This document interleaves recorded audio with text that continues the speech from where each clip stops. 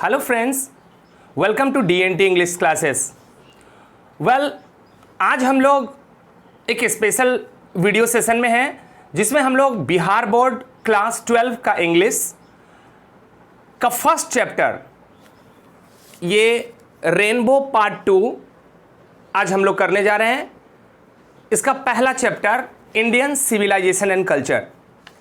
इस चैप्टर को सबसे पहले हम लोग लाइन बाय लाइन इसके लिटरल मीनिंग को समझेंगे, लाइन बाय लाइन इसके समरी को समझेंगे, एक एक मीनिंग को समझेंगे। फिर उसके बाद हम समरी को समझेंगे, फिर ऑब्जेक्टिव क्वेश्चन होगा और फिर सब्जेक्टिव क्वेश्चन होगा, और इसके साथ ही इसी के बीच वर्ड मीनिंग जो वोकैबुलरी पार्ट है उसको भी कवर किया जाएगा। तो आज हम कोशिश करते हैं कि इस चैप्टर को बहुत बढ़िया से समझें, ताकि अगर एक बार ये चैप्टर समझ में आ जाता है तो इससे संबंधित जितने भी तरह की क्वेश्चंस हैं, जैसे कि हमें ऑब्जेक्टिव होंगे, हमें क्वेश्चन आंसर करना है, सब्जेक्टिव में हमें इसकी समरी लिखने हैं, तो इन डिफरेंट वे इसके हमें एक्सट्रैक्ट पहचानने हैं।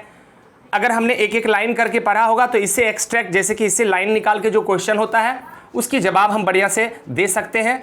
तो इसलिए हर चैप्टर को बढ़िया से पढ़ना बहुत ही एसेंशियल है।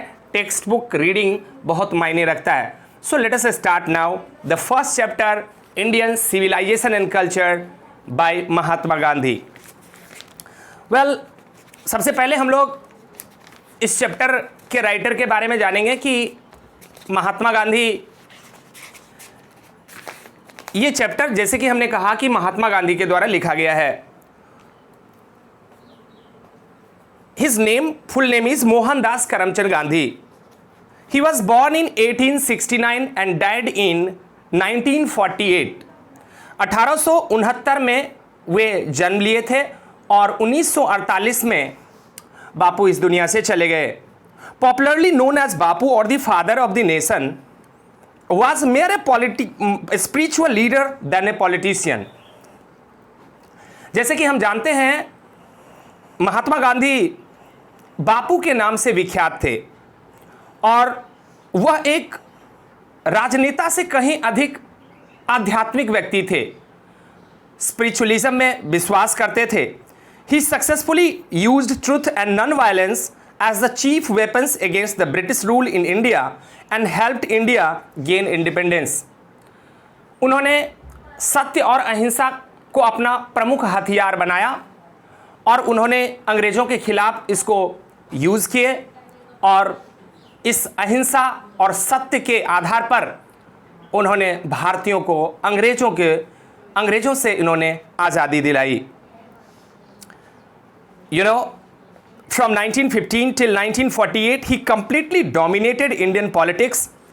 1915 से लेकर 1948 तक वो भारतीय राजनीति पे राज किए थे।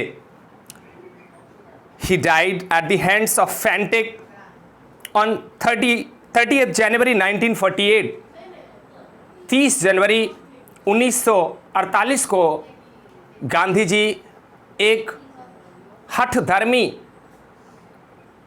के हाथों, एक कट्टरपंथी के हाथों मारे गए, जो हम सब जानते हैं कि नाथूराम गोडसे के द्वारा गांधी मारे गए थे। His autobiography my experiment with truth and the numerous articles that he wrote for Young India and the speeches that he delivered on different occasions reveal him not only as an original thinker but also as a great master of Chay's idiomatic English। जैसे कि हमने जानते हैं कि my experiment with truth, मेरा प्रयोग सच्चाई के साथ, ये ऑटोबायोग्राफी, ये गांधी जी का लिखा हुआ आत्मकथा है। इसके अलावा उन्होंने बहुत सारे लेख लिखे यंग इंडिया के लिए और उन्होंने बहुत सारे अवसरों पे भाषण दिए, और इन भाषणों से ये पता चलता है कि गांधी जी सिर्फ एक विचारक ही नहीं थे, बल्कि वो ये जो अंग्रेजी हुकूमत है उसके अधिपति को अपने आप को एक स्थापित करते थे। एक महान व्यक्ति के रूप में वो इडियोमेटिक जो इंग्लिश है उसको स्थापित करते थे। In the following extract, Indian civilization and culture, Gandhiji talks about the sound foundation of Indian civilization, which has successfully withstood the passage of time. Gandhi ji इस भारतीय सभ्यता और संस्कृति के माध्यम से ये भारत की सभ्यता के मजबूत आधार के बारे में बात करते हैं, और जिन्होंने कहा कि हमने देखा है कि समय के गलियारों में हजारों वर्ष पुरानी ये सभ्यता आज भी अड़ा हुआ है, आज भी खड़ा हुआ है। ये सभ्यता, ये संस्कृति हमने नहीं बदला है। The Western civilization, which has the tendency to privilege materiality, cannot match the Indian civilization that reveals the moral being. और इन्होंने कहा कि जब इन्होंने भारत की सभ्यता और संस्कृति को यूरोप की सभ्यता और संस्कृति से जब इन्होंने तुलना किया, तब इन्होंने पाया कि भारत की, सबसे पहले उन्होंने कहा कि ये जो यूरोप की सभ्यता है ये वस्तुवाद को बढ़ावा देता है, ये मटेरियलिज्म को बढ़ावा देता है, और इसका एक टेंडेंसी है जो मटेरियलिटी का प्रिविलेज लेता है, भौतिकवादी चीज़ों को अपनाता है। Cannot match the Indian civilisation that elevates the moral being. और उन्होंने कहा कि भारत की सभ्यता से इसका मैच नहीं हो सकता, क्योंकि भारत की सभ्यता नैतिकता का, धर्म का प्रचार करता है। तो इन्होंने एक ये जो अन्यत्र जगह की जो सिविलाइजेशन है, सभ्यता है, उसके आलोचना किए हैं। और आगे कहते हैं दैट, अब हम इस चैप्टर को लाइन बाय लाइन पढ़ेंगे। अभी हमने अबाउट महात्मा गांधी और ये जो थीम है इस चैप्टर का, उसके बारे में बताया। अब हम लाइन बाय लाइन देखते हैं कि इस बुक में कैसे जाता है, और आई होप कि आपके सामने भी बुक होगा। I believe that the civilization India has evolved is not to be beaten in the world. मेरा मानना है, मेरा विश्वास है कि जिस तरह के सभ्यता भारत ने विकसित किया है, वो इस दुनिया में कहीं भी इसे बीट नहीं किया जा सकता, इसे हराया नहीं जा सकता, हम किसी से पीछे नहीं रह सकते। Nothing can equal the seeds sown by our ancestors. हमारे पूर्वजों ने जो इस सभ्यता का बीज बोया, इतनी सुंदर सभ्यता जिन्होंने दिया, गांधी के अनुसार इसकी तुलना कहीं नहीं किया जा सकता। नथिंग कैन इक्वल, इसकी बराबरी कुछ भी नहीं कर सकता है। Rome went, Greece shared the same fate, the fight of the pharaohs was broken, Japan has become westernized, China nothing can be said. But India is still somehow or other sound at the foundation. Well, आगे गांधी जी कहते हैं कि रोम की सभ्यता खत्म हो गया, Greece की सभ्यता भी खत्म हो गया, उसका भी वही हाल हुआ। The might of the pharaohs has broken. ये pharaohs, ये किंग का जो शक्ति था इटली का, वो भी खत्म हो गया। जापान ने पश्चिम की सभ्यता को अपना लिया। चाइना के बारे में कहा जा रहा है कि बहुत कुछ नहीं कहा जा सकता, चाइना में भी बहुत कुछ परिवर्तन हुआ और उसने भी पश्चिम को बहुत हद तक अपनाया। But India is still somehow or other sound at the foundation. जैसे भी हो, जिस किसी तरह से भी हो, भारत की सभ्यता का जो फाउंडेशन, जो आधार है, वो काफ़ी मजबूत दिखता है। हमने अपनी सभ्यता को नहीं बदला। The people of Europe learn their lesson from the writings of the man of Greece. अब देखिए कि इन यूरोप वालों की टेंडेंसी कि ये किसी दूसरे से सीखते हैं। किनसे? तो रोम से, ग्रीस से। ये उनके राइटिंग से, उनके लेख से, उनके साहित्य से, उनके इतिहास से यूरोप वाले सीखने की कोशिश करते हैं। और कहा जाता है that Rome which exist no longer in their former glory। अब जिस रोम और ग्रीस का कॉपी यूरोप करते थे, उस रोम का ही जो उसका प्रीवियस ग्लोरी था, उसका जो ख्याति था, वो अब नहीं रहा, उसका पतन हो चुका है। In trying to learn from them, Europeans imagine that they will avoid the mistakes of Greece and Rome, such is their pitiable condition।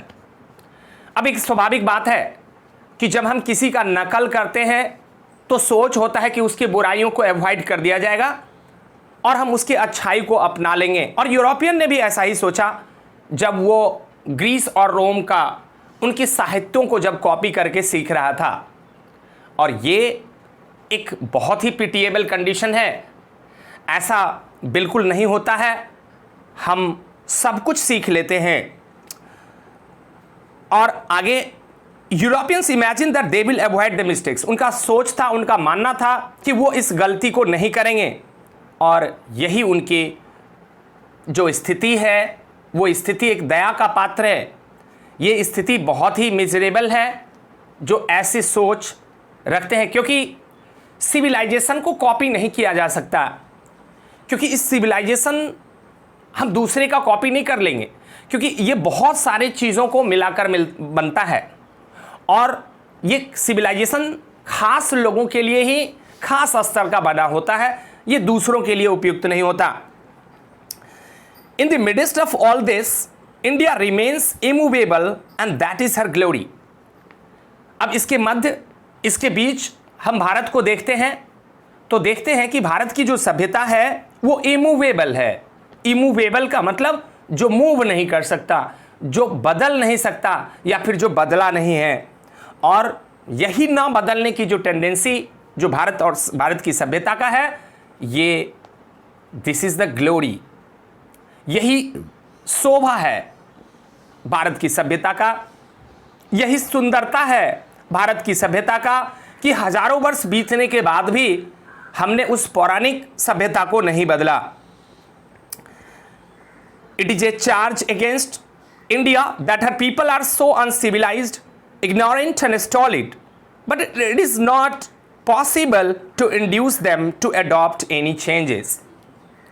देखिए, हमारे मेरिट के अगेंस्ट दुनिया वालों ने हमारे ऊपर आरोप लगाया, हमें यह समझाने की कोशिश की कि हम अपने को बदले, लेकिन हमारे ऊपर में यह चार्ज लगाया गया कि हम अनसिविलाइज्ड हैं, असभ्य हैं, हम इग्नोरेंट हैं, हम मूर्ख हैं, अज्ञान हैं, और हमें स्टॉलिड अर्थात जिद्दी भी कहा गया, क्योंकि उन्होंने पाया कि ये वो इंडिया वाले, ईस्ट वाले लोग हैं जिनको बदला नहीं जा सकता है, जिनमें हम कोई भी बदलाव नहीं देख सकते हैं।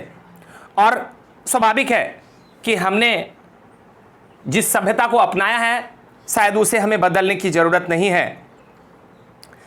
Now it is a charge really against our merit. जैसे कि मैंने कहा कि ये जो हमारी विशेषता है, ये जो हमारी जो धरोहर है, उसके अगेंस्ट में हमारे ऊपर चार्ज लगाया गया कि हम बुरे हैं क्योंकि उनके जैसे नहीं हो सकते। What have tasted and found true on the anvil of experience and we dare not change। हमने इस समय के अनुभव पर इन चीज़ों को परखा है, टेस्ट किया है, अपने अनुभव के आधार पर, इस अनुभव के निहाई पर, और पाया है that we dare not change। हम इस सुंदर सभ्यता और संस्कृति को बदलने का हिम्मत नहीं कर सकते हैं। Many trust their advice upon India and she remains steady। दुनिया वालों ने तो हमें बहुत सुझाव दिए, हमारे अंदर बहुत बदलाव करने की कोशिश किए, लेकिन हम रिजिड रहे, हम स्टिल रहे, कांस्टेंट रहे, और हमने अपने आप को नहीं बदला। Now this is her beauty, it is seat anchor of our hope. और यही जैसे कि मैंने कहा कि नहीं बदलना ये एक सुंदरता है, ये एक शोभा है हमारी सभ्यता का, वरना हमने सारी दुनिया की सभ्यताओं को बदलते हुए देखा है। और ये जो हमारी सभ्यता और संस्कृति है ये हमारे आशाओं का कवच है। It is the seat anchor, ये एक प्रोटेक्शन है जो हमारी इच्छा, आकांक्षा, हमारी अभिलाषा और इन सब की प्रोटेक्शन देता है। हम थर्ड पैराग्राफ की ओर जा रहे हैं। Civilisation is that mode of conduct which points out to man the path of duty, the path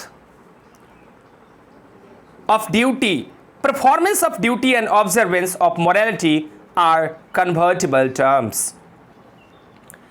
जैसे कि गांधी जी ने कहे कि civilisation is that mode of conduct, civilisation वह आचरण है, सिविलाइजेशन वह चरित्र है जो इंसान को उसके कर्तव्यों के पालन करने का बोध कराता है, उसके कर्तव्यों का, उसके कार्य, उसके धर्मों का बोध कराता है। उन्होंने कहा परफॉर्मेंस ऑफ ड्यूटी, कर्तव्य को अगर हम निभाते हैं, and the observance of morality, और फिर ये जो नैतिकता का अपनाना, धर्म को अपनाना, इन्होंने कहा ये दोनों ही चीज़ परिवर्तनीय हैं। और आगे कहते हैं to observe morality is to master our mind and our passions. उन्होंने कहा कि अगर एक व्यक्ति मोरालिटी को अपनाता है तो ऐसा करने से, नैतिकवान बनने से हमारे मन और हमारा जो जुनून है, हमारा जो जोश है, हमारा जो पैशन है, हम उस पर कंट्रोल कर सकते हैं।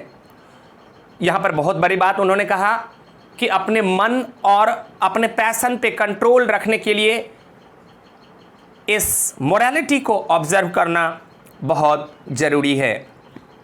सो डूइंग वी नो आवरसेल्व्स, उन्होंने कहा कि अगर हम ऐसा करते हैं, अगर हम अपने कर्तव्यों का निर्वाह करते हैं, या फिर अगर हम नैतिकता का जो आचरण है अगर उसे अपनाते हैं, मोरालिटी को अगर अपनाते हैं, तो हम अपने आप को जान पाते हैं। And we know ourselves. The Gujarati equivalent for civilization means good conduct. Gandhi ji ने कहे कि गुजराती में सिविलाइजेशन का मतलब होता है अच्छा व्यवहार, डिसेंट बिहेव, गुड बिहेवियर। अगर देखा जाए तो सभ्यता का मतलब ही क्या होता है? सभ्यता का मतलब होता है दूसरों के साथ बढ़िया व्यवहार करना। Good conduct is equivalent to civilisation. इन्होंने ऐसा कहा कि गुजरात में ऐसा कहा जाता है कि सिविलाइजेशन का मतलब अच्छा व्यवहार। In this definition, if this definition be correct, then India, as so many writers have shown, has nothing to learn from anybody else, and this is as it should be। उनका मानना है कि अगर ये डेफिनेशन, अगर ये परिभाषा अगर सही है, तो फिर बहुत सारे लेखकों ने, राइटरों ने ऐसा लिखा है कि हम भारत वालों को, हम ईस्ट वालों को दुनिया की किसी भी सभ्यता से कुछ भी सीखने की ज़रूरत नहीं है। हमें हमारी सभ्यता का जो रूप होना चाहिए वो हमारे पास है, या फिर ऐसे कहे कि हमसे बेहतर कोई नहीं जिससे हम कुछ सीखें। अब हम पैरा 5 पे पहुंच रहे हैं। We notice that the mind is a restless bird, the more it gets the more it wants and still remains unsatisfied. Gandhi ji कहते हैं कि ये इंसान का मन पक्षी की तरह है। इंसान को जितना भी दो, जितना दो उतना ही और चाहिए, और जितना ही मिले उसे उतना ही उसके अंदर असंतुष्टि और बढ़ता है। अर्थात मन काफ़ी चंचल होता है, मन को संतुष्ट करना काफ़ी मुश्किल काम है। It is very difficult job to satisfy your mind. और the more we indulge in our passion, the more unbridled they become. हम जितने ही इन चाहतों और ज़रूरतों के पीछे भागते हैं, हम जितना ही ज़्यादा अपने पैशन के पीछे भागते हैं, देखा यह गया कि हम उतना ही अनब्रिडल्ड, अनकंट्रोल्ड हो जाते हैं।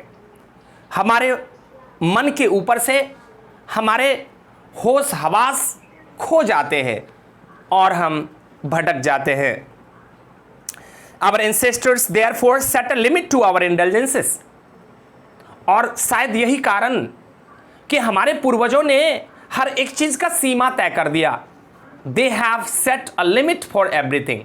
हमें किस चीज में कितना इन्वॉल्व होना चाहिए, हमें कोई भी चीज कितना करना चाहिए, उसके लिमिट को हमारे पूर्वजों ने सेट कर दिया।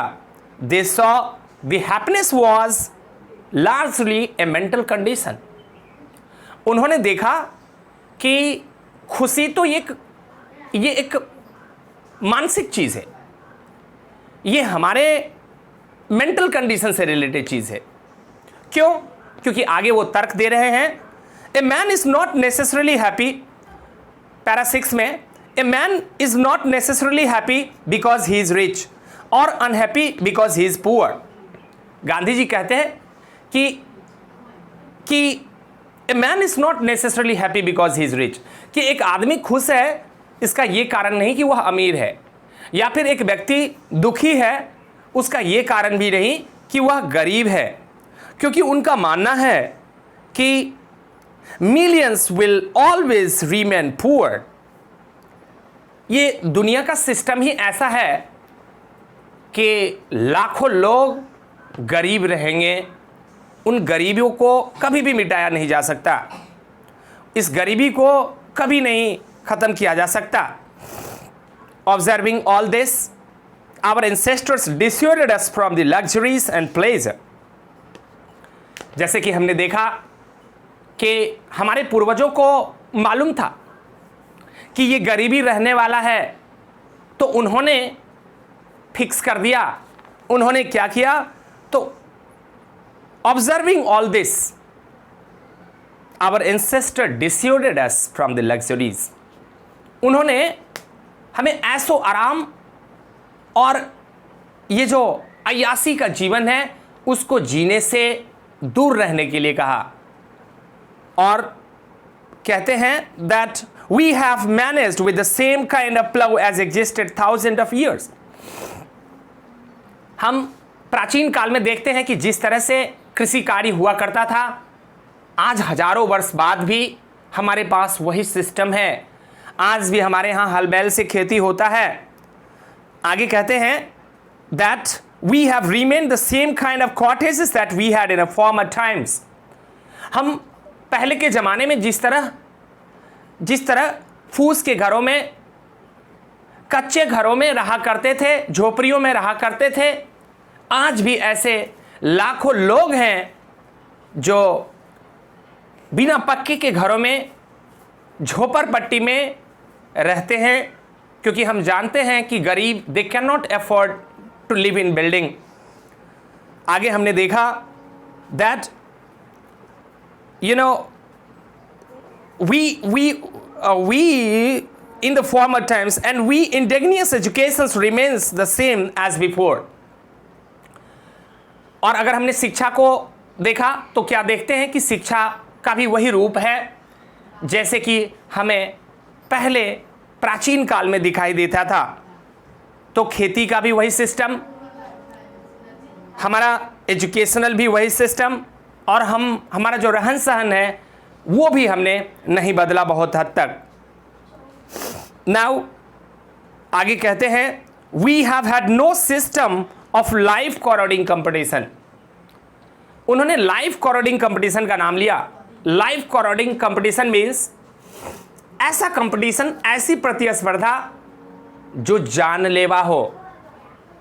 हमें दूसरों से इस तरह की जानलेवा कंपटीशन करने से हमारे पूर्वजों ने हमें रोका है।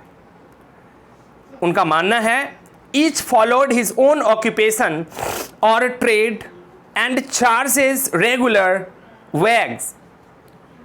हमारे यहाँ जैसे कि हम जानते हैं कि एक प्रोफेशन नहीं है, एक पेशा नहीं है, हज़ारों ऐसे पेशा है, प्रोफेशंस हैं, ऑक्यूपेशन है जिसके माध्यम से लोग अपनी जीविका चलाते हैं। और सुंदर बात यह है कि हर एक पेशा का अपना चार्ज है, हर के चार्ज अलग अलग हैं, चाहे वो कारपेंटर हो, कॉबलर हो या फिर लेबरर हो, जिस तरह के लोग हैं, डॉक्टर हो, इंजीनियर हो, लॉयर हो, सबका अलग अलग चार्ज बना हुआ है। It was not that we did not know how to invent machinery, but our forefathers knew that if we set our hearts after such things, we would become slaves and lose our moral fiber.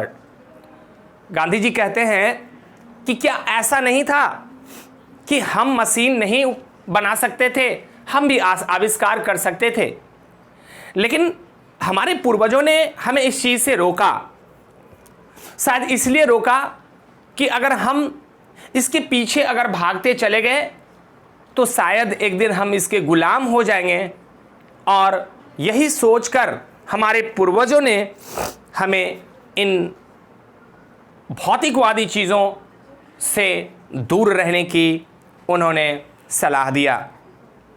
जैसे कि इनका मानना है कि we also lose our moral fibre, इससे हमारे अंदर जो कैरेक्टर है उस कैरेक्टर का भी पतन होता है, क्योंकि हम हर एक चीज़ के लिए दूसरे पे डिपेंड रहते हैं, हमारी आत्मनिर्भरता बिल्कुल ख़त्म हो जाता है, और शायद यही कारण है कि we lose our moral fibre. Moral fibre मतलब कैरेक्टर, हमारे अंदर की जो चरित्र है उसका भी हनन होता है। They therefore after due deliberations decided that we should only do what we could do with our hands and feet. अब उन्होंने अपने एक मन की बात बताया। उन्होंने कहा कि हम लोगों को बिल्कुल वही काम करना चाहिए जिस काम को हम अपने हाथ पैर से बढ़िया से कर सकते हैं, अर्थात जिस काम को करने के लिए हमें मशीन का हेल्प ना लेना पड़े। स्वतः जिस काम को हम स्वयं जिस काम को हम कर सकते हैं उस कार्य को हमें करना चाहिए। इसके कारण उन्होंने कहा they saw that our real happiness and health consisted in a proper use of our hands and feet. उन्होंने हमारे जो शारीरिक कार्य है उस कार्य पे बल दिया कि फिजिकल वर्क, फिजिकल एक्टिविटी बहुत ज़रूरी होता है। आज इंसान ज़्यादा से ज़्यादा अपनी काम मशीन से लेते हैं, कंप्यूटर से लेते हैं, मैनुअल वर्क कम हो गया, शारीरिक कार्य अब लोग बहुत कम करते हैं। उन्होंने इस पे बल दिया कि अगर शरीर हाथ पैर से काम किया जाता है तो इससे हमें खुशी भी मिलता है और इससे हम स्वस्थ भी रहते हैं। स्वस्थ रहने के लिए, बॉडी फिट रखने के लिए कार्य का करना, फिजिकल वर्क का होना बहुत ही अनिवार्य है। अब हम पढ़ते हैं, आगे बढ़ते हैं पैरा 7 में। They further reasoned that large cities were a snare and a useless encumbrance, and that people would not be happy in them, that there would be gangs of thieves and robbers, prostitutions and vice flourishing in them, and that poor men would be robbed by rich men. They were therefore satisfied with the small villages. क्या कहे उन्होंने? They therefore reason, उन लोगों का मानना था कि large cities were a snare. snare का मतलब होता है जाल। हमारे पूर्वजों ने शहरों और गांवों में बहुत बड़े फर्क को आके उन्होंने कहा कि शहर की स्थिति बढ़िया नहीं होता है। उन्होंने कहा कि शहर एक माया की तरह, एक भ्रम की तरह लगता है। शहर में बहुत तरह की कन्फ्यूजन्स होते हैं। उन्होंने कहा कि ये शहर का जीवन ये अनावश्यक भार सा लगता है, और यही कारण है कि पहले के ज़माने के लोग शहर जाना बिल्कुल पसंद नहीं करते थे, वे गांव में ही खुश रहना पसंद करते थे। और ऐसा क्यों होता था? क्योंकि that people would not be happy in them, that there would be gangs of thieves and robbers. भाई उनका ऐसा क्यों मानना था कि शहर एक माया जाल की तरह है, एक कैद खाने की तरह है। इसलिए क्योंकि उन्होंने देखा कि शहरों में चोरों का टोली, गुंडों का टोली, वेश्यावृत्ति और जितने भी अधर्म के कार्य होते हैं वो सिर्फ शहर में होते हैं। इन तरह की चीज़ें गांव घरों में, विलेज साइड में, कंट्री साइड में नहीं देखने को मिलता। और शायद यही कारण था कि उनका मानना यह था कि शहर के लोग खुश नहीं रहते होंगे और फिर वे अपने आप को काफ़ी खुश पाते थे गांव में ट्रू होम रूल को फॉलो करते हुए जीने में। और उनका मानना था कि शहर इसलिए भी गड़बड़ है क्योंकि शहर में अमीर लोगों के द्वारा गरीब लोगों का शोषण किया जाता है।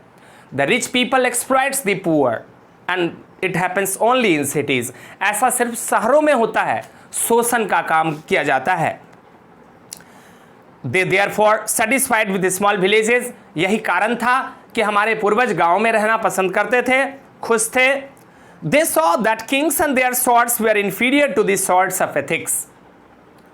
हमारे पूर्वजों ने देखा कि राजा और राजा की जो तलवार है वो कानून के तलवार से कमजोर होते थे।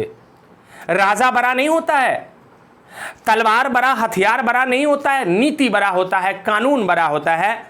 और उन्होंने इस सॉर्ड ऑफ एथिक्स को ऊपर वैल्यू किया। And they therefore held the sovereigns of the earth to be inferior to the rishis and the fakirs. आप जानते हैं कि भारत एक ऋषियों मुनियों का देश है और यहाँ पर जो भी लोग हैं, जिस तरह के भी लोग हों, वो राजा महाराजा या आम लोग हों, सबका मानना है कि ये ऋषि और मुनि, ये हम सब उनके नीचे हैं, हम उनको इस तरह सम्मान देते हैं, हम अपने आप को उनसे इन्फीरियर मानते हैं कि ये ऋषि और मुनि ये हमारे लिए समृद्धि लाते हैं। A nation with a constitution like this, ऐसा देश जहां ऐसी संविधान हो, जहां पर ऋषियों मुनियों देवताओं को इस कदर सम्मान किया जाता हो, is fitter to teach others than to learn from others. कहा कि ऐसी सभ्यता को अपनाने वाले लोगों को दुनिया से सीखने की जरूरत नहीं है, बल्कि दुनिया वालों को ऐसी सभ्यता को अपनाने की आवश्यकता है। और हम ईस्ट वालों को, हम इंडिया वालों को, we need not to learn anything from the world. आगे कहते हैं, this nation had courts, lawyers and doctors but they were all within bounds.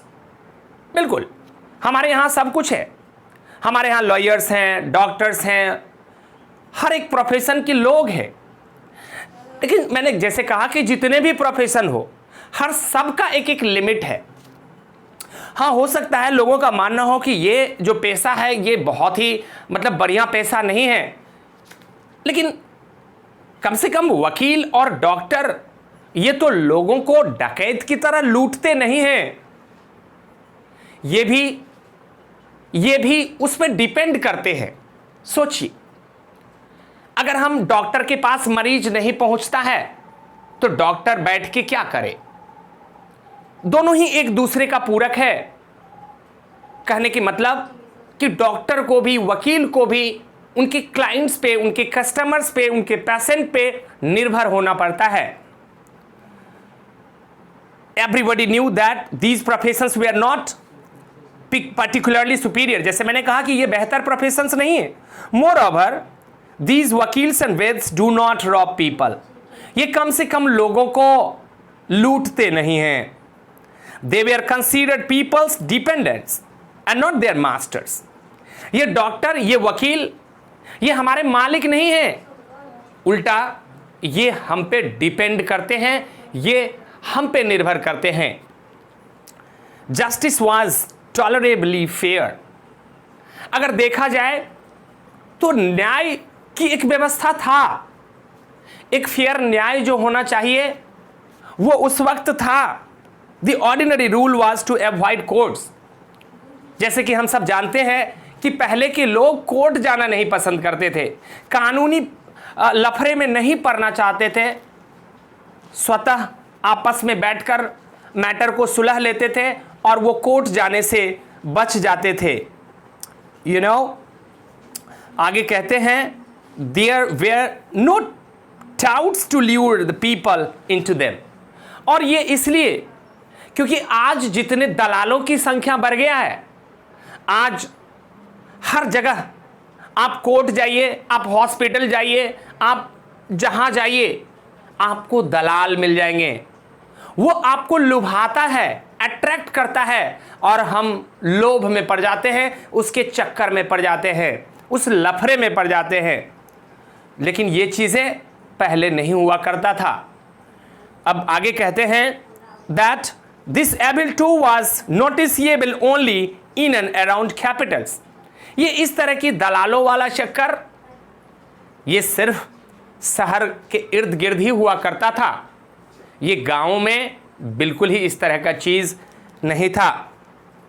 The common people lived independently. वहां जो आम लोग हैं वो स्वतंत्र रूप से जी रहे हैं and followed there agricultural occupation. जैसे हम सब जानते हैं कि the prime occupation of the villagers, गांव के लोगों का जो मुख्य पेशा है वो कृषि कार्य है और वो इस गृहस्थी जीवन में अपने आप को काफ़ी खुश रखते हैं, मानते हैं। They enjoy true home rule, जो एक पारिवारिक नियम होता है, जो एक ग्रामीण नियम होता है, उन नियम के तहत ये लोग अपने जीवन को खुशीपूर्वक जी रहे हैं। चलते हैं हम पैरा 9 में। The Indian civilization as described by me has been so described by its वोटैरीज।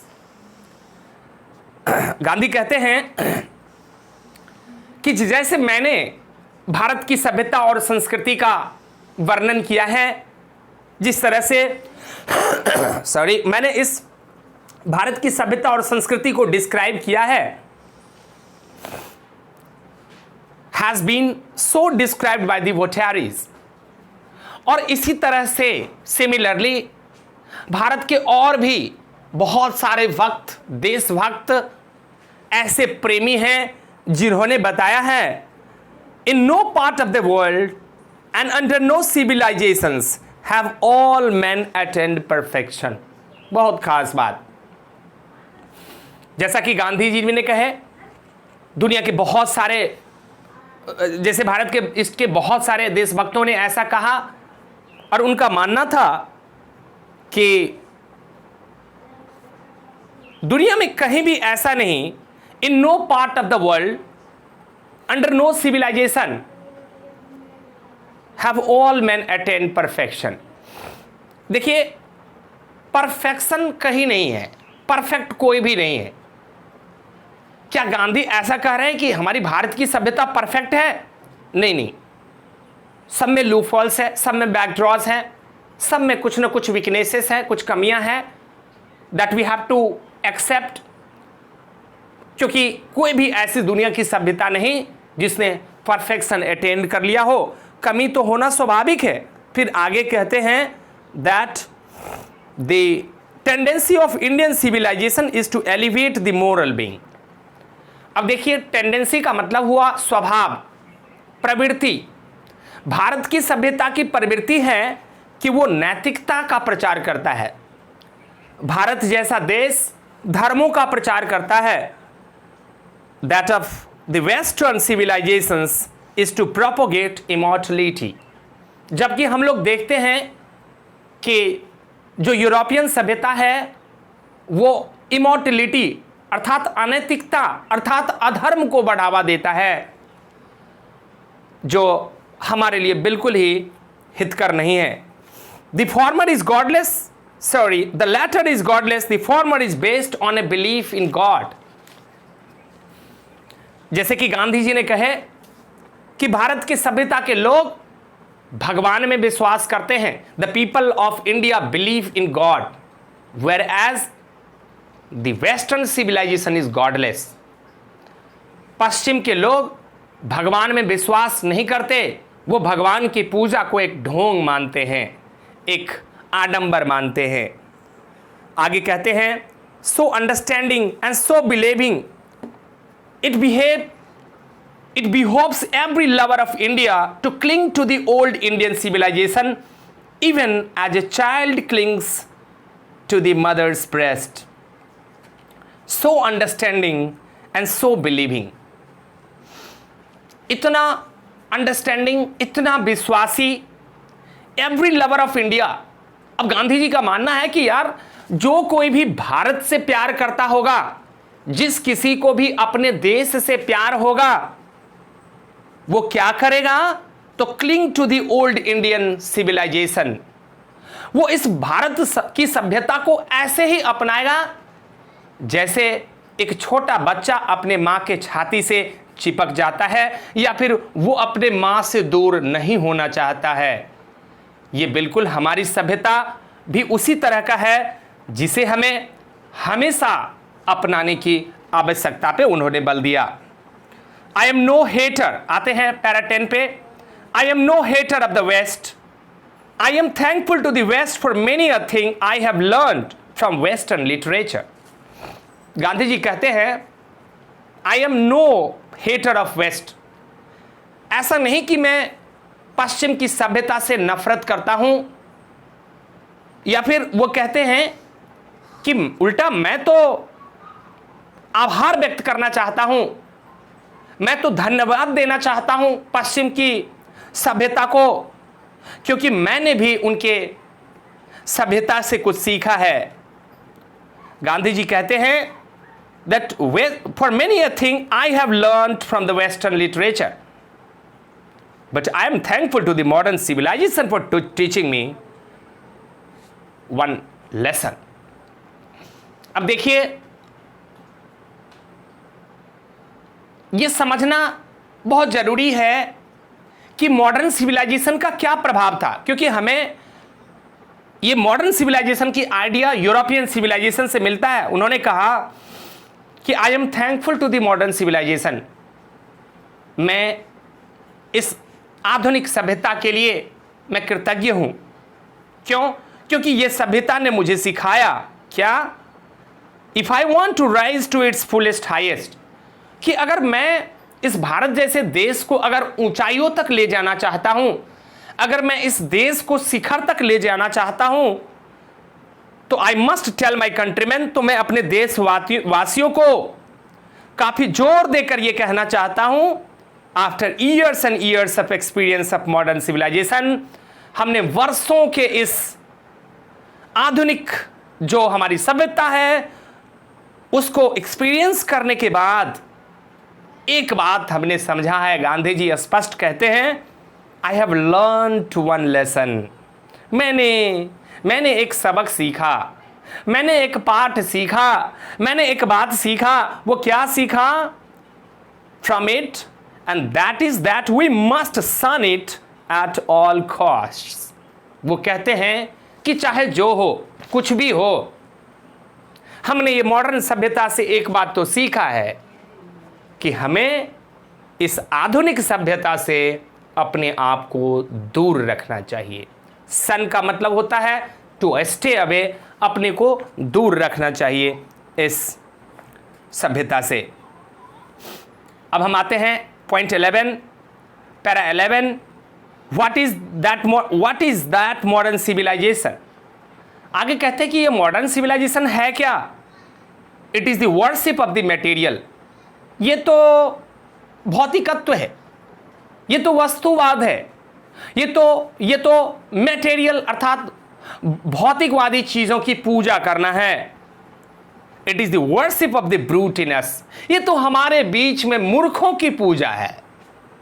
It is unadulterated materialism, ये अनकंट्रोल्ड मटेरियलिज्म है। And modern civilisation is nothing if it does not think at every step of the triumph of material civilization. ये आधुनिक सभ्यता है क्या? अरे ये हर एक अवसर पे जब हम किसी भी भौतिकवादी चीज़ों को जब हम आविष्कार करते हैं, उसको इन्वेंट करते हैं, तो उसकी खुशी जो हम मनाते हैं, इसी में भौतिकवादी सभ्यता का जीत समझा जाता है। Coming to the para 12, it is perhaps unnecessary, if not useless, to weigh the merits of two civilizations. Gandhi ji कहते हैं it is perhaps unnecessary, शायद यह अनावश्यक है, शायद यह निरर्थक है कि दो सभ्यताओं की मेरिट की तुलना करना. इट इज लाइकली, यह संभवतः, लाइकली का हिंदी होता है संभवतः, that we west has evolved a civilisation suited to its climate and surroundings. देखिए यहां पर बिल्कुल खास बात कहे उन्होंने कि अपने अपने जगह पे दोनों सभ्यता सही है, क्योंकि इन्होंने जो कहा कि वेस्ट की जो सिविलाइजेशन जो विकसित हुआ वो वहाँ के क्लाइमेट, वहाँ के सराउंडिंग्स, वहाँ के आसपास के चीज़ों को आधार बनाकर किया गया होगा. सिमिलरली, ठीक उसी तरह we have a civilisation suited to our condition, अर्थात हमारे ईस्ट वालों का जो सभ्यता है वो हमारे परिस्थिति के अनुसार, हमारे जो वातावरण है, हमारे जो क्लाइमेट है, जलवायु, उसके आधार पर यह सभ्यता बना होगा. And both are good in their own respective spheres. और गांधी जी का मानना है कि अगर देखा जाए तो ये दोनों ही सभ्यता अपने अपने स्फीयर, मतलब यूरोप की सभ्यता यूरोप में सही है, भारत की सभ्यता भारत के लिए सही है, तो अपने लिए सही है, अपने जगह पे सही है. आगे 13 में कहते हैं the distinguishing characters of modern civilisation is an indefinite multiplicity of human wants. इन्होंने कहा कि ये मॉडर्न सिविलाइजेशन का ये जो चारित्रिक विशेषता है, जो फीचर्स है, वो क्या है? तो उन्होंने कहा it is an indefinite multiplicity of human wants. ये मानव के जरूरतों का बहुतायत है. अर्थात ये जो मॉडर्न सिविलाइजेशन है ये हमारी, अर्थात इंसान की जरूरतों को दिन दुगुना रात चौगुना बढ़ा रहा है, स्पीडली मल्टीप्लाई कर रहा है. The characteristics of ancient civilization is an imperative restrictions upon and a regulatings of these wants. देखिए यहां पर बहुत सुंदर डिफरेंस निकल कर आया है. जैसे कि इन्होंने कहा कि आधुनिक सभ्यता अर्थात पश्चिम की सभ्यता क्या है, तो ये indefinite multiplicity of our wants है, ये हमारी जरूरतों को बढ़ाता है. And at the same time उन्होंने भारत की सभ्यता पर बात किया तो उन्होंने कहा कि भारत की सभ्यता हमारे इंसान की जरूरतों को कम करना सिखाता है. ये टोटली टू डिफरेंट आइडियाज है. जहां एक और हमारी जरूरत को बढ़ा दिया जाता है, वहीं दूसरी सभ्यता हमारी जरूरतों को कम करना सिखाता है. और आगे कहते हैं that the modern or western insatiableness arises really from the want of living faith in future state and therefore also in divinities.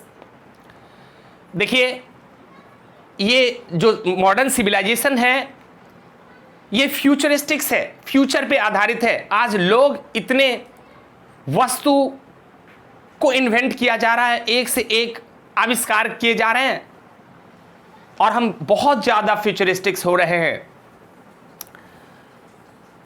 Therefore also in divinity the restraint of ancient or eastern civilization arises from a belief often in spite of ourselves in a future state and the existence of a divine power. लेकिन हमारी ये जो पश्चिम ये जो eastern civilisation है, हम जैसे कि कहे कि हम डिवाइन में, हम भगवान में विश्वास करते हैं. We have awesome belief in God, we have awesome trust in God. Some of the immediate and brilliant आते हैं 14 पैरा पे. आप इस वीडियो में बने रहें क्योंकि मैंने एक ही वीडियो में इस पूरे चैप्टर को कवर करने का कोशिश किया है ताकि आपको अलग अलग बैठकर अलग अलग पार्ट को देखने से थोड़ी सी कंफ्यूजन हो जाता है, जो हम इसमें दूर करने की कोशिश किए हैं. अब हम पैरा 14 देखते हैं. Some of the immediate and brilliant results of modern inventions are too maddening. अगर आप विज्ञान के कुछ जो तत्क्षण जो इमीडिएट इन्वेंशन से अगर उसको देखें, कहते हैं are too maddening to resist. इसको रोकना बड़ा मुश्किल है, लेकिन but I have no manner of doubt that the victory of man lies in that resistance. Gandhi ji कहते हैं स्पष्ट, इस बात को समझिए कि हमारी बहादुरी इसमें नहीं है कि हम हर एक दिन नए नए चीज़ों को इन्वेंट करें और दुनिया को चकाचौंध कर दें। उन्होंने कहा कि हमारी बहादुरी इसमें है, महानता इसमें है कि किस तरह से हम दिन प्रतिदिन अपने ज़रूरतों को संयमित करके रहें, कंट्रोल करके रखें। आगे कहते हैं we are in danger of bartering away the permanent good for a temporary pleasure. Bartering का मतलब होता है हेर फेर करना। गांधी जी कहते हैं कि we are in danger of bartering, हम लोग इस हेर फेर करने के खतरे में पड़े हुए हैं। क्या हेर फेर कर रहे हैं? तो क्षणिक सुख के लिए, थोड़े समय के सुख के लिए हम इस परमानेंट जो प्लेजर है उस प्लेजर को गंवा रहे हैं। अर्थात ये जो पश्चिम की सभ्यता है ये क्षणिक सुख ही देता है, और अगर हम ईस्ट की सभ्यता, भारत की सभ्यता को देखें तो ये हमें परमानेंट जॉय देता है और ये ज़्यादा एप्रोप्रिएट है। आगे कहते हैं number 15 para, just as in the west they have made wonderful discoveries in things materials, similarly Hinduism has made still more marvelous discoveries in things of religions, of the spirit, of the soul. अब चलिए इस 15 number para में गांधी जी ने क्या कहा। उन्होंने कहा कि पश्चिम वालों ने तो बहुत सारी अद्भुत खोज उन्होंने किए हैं मटेरियल का, ठीक उसी तरह से हिंदू ने भी किया, अर्थात इस भारत ने भी किया। और हमने क्या चीज़ का खोज किया? हिंदुज़म ने क्या चीज़ को खोजा? तो कहते हैं कि we have done marvellous discoveries in things of religion. हमने धर्म का खोज किया, हमने इंसान के अंदर में आत्मा की खोज किया, हमने परमात्मा की खोज किया। अब देखिए कि अगर हम बात करें ये धर्म का, तो ये सारी चीज़ें एब्स्ट्रैक्ट है। यहाँ एब्स्ट्रैक्ट कहने का सेंस ये कि इन चीज़ों को देखा नहीं जा सकता है। आगे 16 पैरा में कहते हैं but we have no eye for these great and fine discoveries. Hinduism ने ईस्ट वालों में कौन कौन सी चीज़ों को खोजा है, इसको देखने के लिए आंख नहीं है दुनिया को। We are dazzled by the material progress that western science has made. ये इसलिए है क्योंकि पश्चिम के देशों ने तो दुनिया की अपने आविष्कारों से चकाचौंध कर दिया है, अपनी इस भौतिकवादी चीज़ों से। I am not enamoured that progress. Gandhi ji कहते हैं कि मैं मोहित नहीं हो गया हूं, इनेमर्ड, मैं इसका लोभी नहीं हो गया हूं इस प्रोग्रेस का जो वेस्ट वाले कर रहे हैं। कहते हैं वेस्टर्न्स कहते हैं I am not enamoured of that progress, in fact it almost seems as the God in his wisdom has prevented India from progressing along those lines. ये तो शायद बढ़िया ही हुआ है कि भगवान ने हम भारतवासियों को इन चीज़ों से दूर रहने के लिए कहा, क्योंकि so that it might fulfil it's special mission in resisting the onerous of materialism, ताकि हम ये जो भौतिकवादी चीज़ों का बहाव हो रहा है दुनिया में उसे रोक पाए। आफ्टर ऑल 17 में आते हैं, after all there is something in Hinduism that has kept it alive up till now. कहते हैं गांधी जी कि कुछ तो हिंदुइज्म में बचा हुआ है, कुछ तो खास बात है। क्यों खास बात है? क्योंकि कहते हैं कि वो आज भी अलाइव है, आज भी जिंदा है। It has witnessed the fall of Babylonian, Syrian, Persian, Egyptian civilisations. उन्होंने कहा कि हम भारत की सभ्यता को इसलिए जिंदा देखते हैं क्योंकि उनका मानना है कि भारत की सभ्यता ने दुनिया की तमाम सभ्यताओं का पतन होते देखा, जैसे बेबीलोनिया की सभ्यता, सीरिया की सभ्यता, पर्शियन की सभ्यता, इजिप्ट की सभ्यता। इन तमाम सभ्यताओं के मिटने का साक्षी है ये ईस्टर्न और Indian civilization. Cast a look around you. Gandhi ji कहते हैं कि अपनी नजर चारों तरफ करके देख लो। वेयर इज रोम? कहां है आज वो Rome? And where is Greece? और कहां गए वो Greece? Can you find today anywhere the Italy of Gibbon? वो कहां गया जीवन वाला वो इटली? जीवन एक राइटर हैं जिन्होंने फॉल ऑफ एम्पायर का एक बुक लिखे थे। तो उनके अनुसार जो चीजें उन्होंने वहां दिखाया था, आज कुछ भी वो जीवन की जो इटली था वो आज दिखता नहीं है। और रैदर द एंशिएंट रोम, और ना ही वो रोम दिखता है, क्योंकि रोम ही इटली है और इटली ही रोम है। For Rome was Italy. 18 में आते हैं, गो टू ग्रीस, चलते हैं यूनान। Where is the world famous Attic civilisation? दुनिया के सबसे शिखरमान, सबसे ऊंची सभ्यता कभी ग्रीस में हुआ करता था। Then nothing, then coming to India, let one go through the most ancient records and then look around you and you would be constrained to say, yes, I see here ancient India still living. जब हमने नज़र उठा के देखा हर तरफ की सभ्यताओं को और फिर हमने जब भारत को देखा तो कहते हैं कि you would be constrained to say, आप मजबूर हो जाएंगे ऐसा कहने के लिए कि हाँ मैंने जो सभ्यता देखा वो एंशिएंट सभ्यता है। हाँ, मैंने भारत में जो सभ्यता देखी है वो सभ्यता आज भी पुरानी सभ्यता यहाँ जिंदा है। 19 में आते हैं, true there were dung heaps to here and there but there are rich treasures buried under them. कहा कि इसमें कोई शक नहीं, अगर देखा जाए तो हमारे यहाँ चारों तरफ गोबर और कचरे के ढेर लगे हुए हैं, लेकिन क्या पता दुनिया वालों की इन कचरों के नीचे हमारे समृद्धि का खजाना छिपा हुआ है।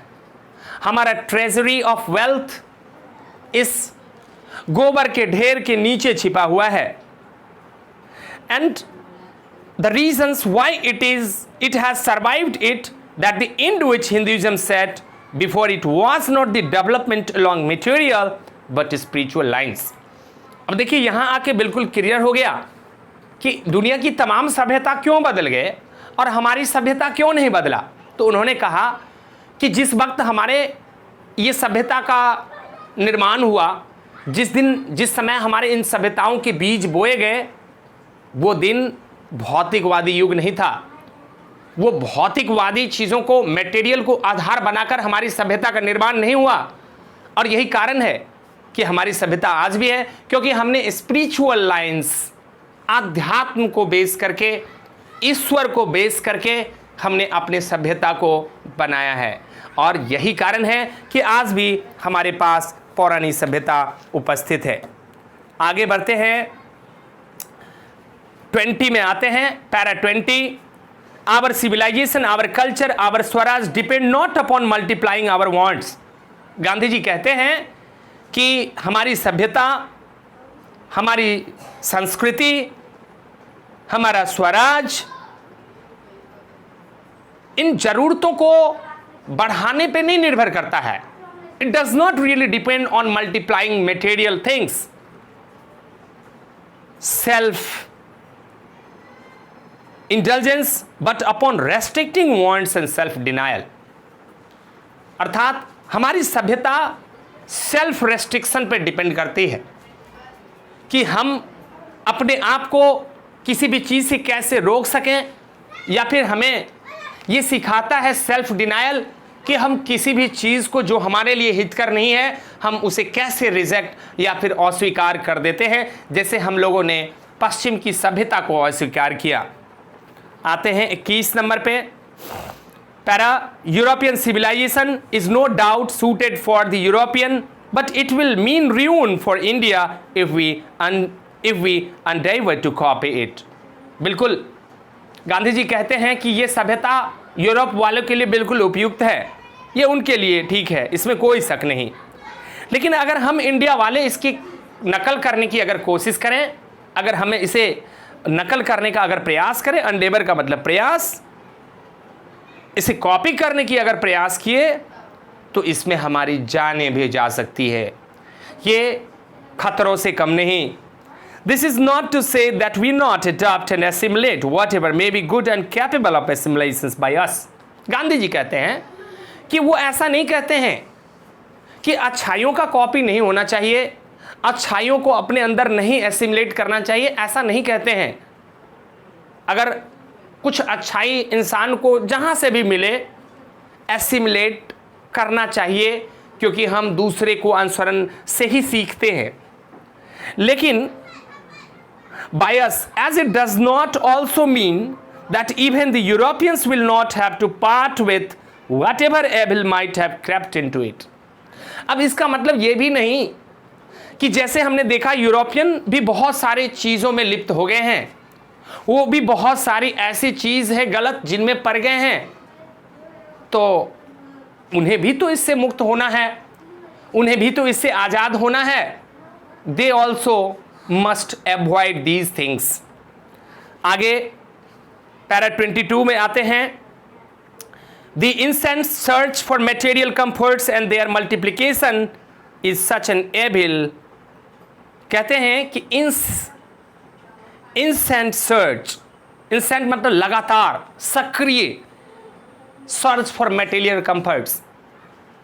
अगर हम इसी तरह से ऐसो आराम के पीछे, इस भौतिकवादी चीज़ों के पीछे अगर भागते रहे, कहते हैं comforts and their multiplication is such an evil, ये एक बुराई है।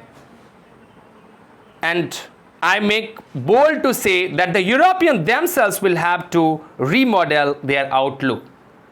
और इस कंटेक्स्ट में यूरोपियन को भी अपने इस नज़रिए को बदलना पड़ेगा, क्योंकि जिस तरह से आज यूरोप पूरे विज्ञान का, पूरी मशीन का गुलाम होते जा रहा है, उनको फिर से एक बार अपने इस दृष्टिकोण को बदलना होगा। और आगे कहते हैं that if they are not to perish under the weight of the comforts to which they are becoming slaves, it may be that my reading is wrong, but I know that for India to run after the golden fleece is to court certain debts. Gandhi ji कहते हैं कि अगर वो लोग अगर ऐसा नहीं करे, अगर उन्होंने अपने आप को चेक नहीं किया, अपने आप को अगर रोका नहीं, तो एक दिन हो गए हैं ऑलमोस्ट, वो विज्ञान के पूरे पूरे गुलाम हो जाएंगे। फिर उनका जीवन बस हैंडीकैप जैसा होगा, अपाहिज की तरह हो जाएगा, जो पूरी तरह से दूसरों पे निर्भर होगा। आगे कहते हैं कि अगर मेरा रीडिंग गलत नहीं है तो it may be that my reading is wrong, हो सकता है इनका अनुमान गलत हो, बट आई नो, कहते हैं मैं जानता हूं दैट फॉर इंडिया, भारत के लिए, to run after the golden fleece. To run after golden fleece का मतलब हुआ कि इस माया के पीछे भागना। ये माया, ये मृग तृष्णा होता है। ये मृग तृष्णा क्या होता है? तो जैसे रेगिस्तान में अगर आप दूर देखेंगे तो हम जानते हैं कि रेगिस्तान में चारों तरफ बालू ही बालू होता है, लेकिन जब आप दूर की तरफ नज़र देंगे तो दूर का बालू आपको पानी की तरह लगेगा कि वहाँ पानी है, और जब से जैसे आप उसकी तरफ बढ़ते रहेंगे तो वो सिर्फ बालू ही बालू दिखाई देता है। तो बस हम इस सोच से उसके पीछे भागते रहते हैं कि मुझे कुछ मिलेगा पानी, लेकिन ऐसा कुछ नहीं मिलता है। मेरे लिए भी ये वो जगह है, ये वो चीज़ है जिसको पाना बड़ा मुश्किल होता है। अगर हम इस चीज़ को पाने की कोशिश करते हैं is to court certain deaths, तो ये अपने आप को ख़त्म करना, बर्बाद करने जैसे हुआ। Let us engrave on our hearts the motto of our western philosopher. चलिए एक बात को, ये जो पश्चिम की फिलोसफर हैं वेस्टर्न, उनकी बातों को हम दिल में बसा लेते हैं। Plane living and high thinking, हमारा जो आचरण होना चाहिए, हमारा जो व्यवहार होना चाहिए वो सादा होना चाहिए, सिंपल होना चाहिए, लेकिन हमारी विचार काफ़ी ऊंचे होना चाहिए, मानवता के लिए होनी चाहिए, उच्च विचार होना चाहिए।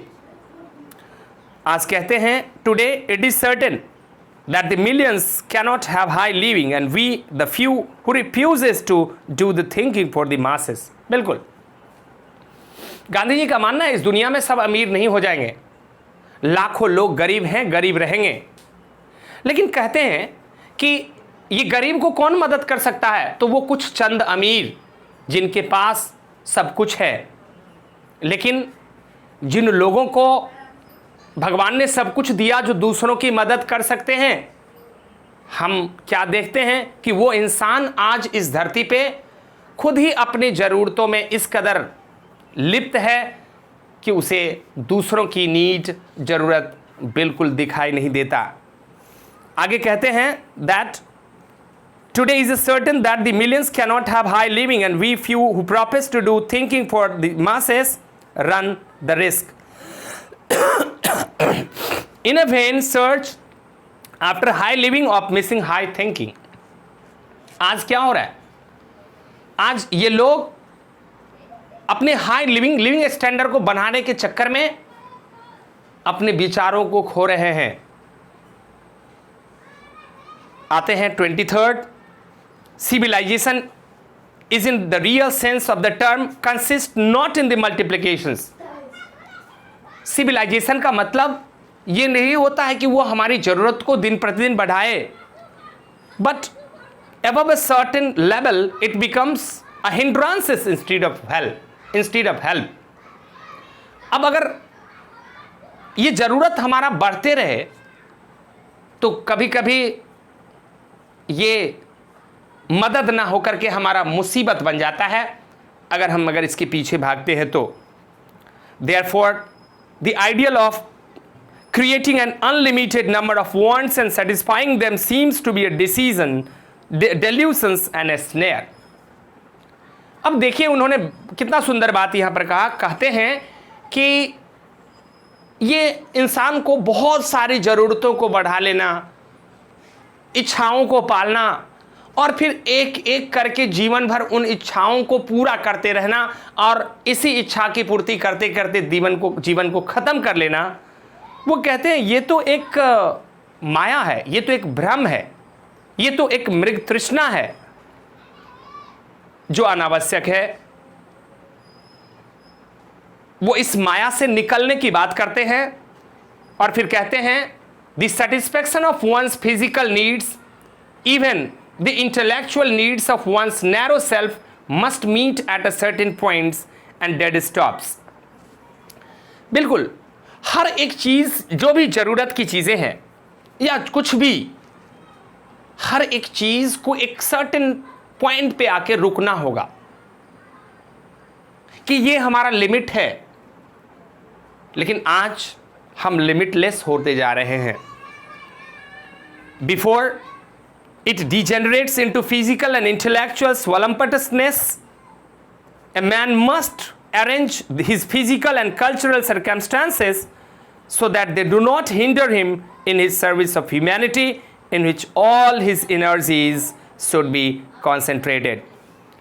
इंसान को संतुलन बना के रखना होगा। A man must arrange his physical and cultural circumstances, दोनों परिस्थितियों को समावेश करना होगा ताकि ये हमें मानवता के कल्याण के राह में कोई अड़चन न बने। अर्थात मानव कल्याण की बात करते हैं कि लोगों के ही द्वारा लोगों का कल्याण हो सकता है और लोग जब अपने से मुक्त होंगे तभी लोग दूसरे के बारे में सोच सकते हैं। so that they hinder him in the service of humanity on which all his energies should be concentrated. देखिए, कोई भी महान कार्य, बड़े ऑब्जेक्टिव का कार्य करने के लिए आपको उसमें अपनी सारी ऊर्जा को लगा देना होता है। जैसे हम महात्मा गांधी को लेते हैं, इन्होंने एक अपने सिंपल आइडिया के लिए, अंग्रेज से भारत को मुक्त करने के लिए अपना सब कुछ सर्वस्व दे दिया। अगर यही गांधी अगर खुद अपने लिए सोचते, अपनी ज़रूरतों को पूर्ति करते, तो शायद इतना बड़ा इतिहास में ये नाम इस कदर नहीं लिखा जाता और आता जो आज हम लोग जानते हैं। तो एक समाज सेवा करने के लिए बहुत सारी एनर्जी की ज़रूरत होता है और उन एनर्जियों को हमें खुद में संचयन करना होता है, हमें कलेक्ट करना होता है और वो हम अपनी ज़रूरतों को कम करके करते हैं ताकि हम दूसरे की ज़रूरतों को समझ सकें। So that's all in this chapter. हम इस चैप्टर को हर एक लाइन को समझने का कोशिश किए। आई होप कि आपको ये चैप्टर हर एक बात समझ में आया होगा और अब हमारे पास जो भी ऑब्जेक्टिव, समरी, क्वेश्चन आंसर, जितनी भी चीज़ें हम इस चैप्टर का करेंगे वो हमें बिल्कुल समझ में आएगा और हम बढ़िया से कर सकते हैं। इसके बाद जो हमारा नेक्स्ट सेशन होगा उसमें आप बहुत कॉन्फिडेंट नज़र आएंगे। I am 100% sure. मुझे विश्वास है कि अगर ये वीडियो आप लाइक करेंगे, अगर आपको इस वीडियो के अंदर ये चैप्टर बढ़िया से समझ में आया होगा तो आप हमारे वीडियो को लाइक करेंगे, सब्सक्राइब करेंगे एंड डेफिनेटली इसको और अदर स्टूडेंट्स के साथ शेयर करेंगे। और इस वीडियो को एक बार फुल लेंथ में देखा जाए, आधा नहीं देखा जाना चाहिए। एक बार अगर आप देखते हैं तो एक फुल कॉन्सेप्ट जो चैप्टर का है वो निकल के आता है। That's all. Thank you. Bye.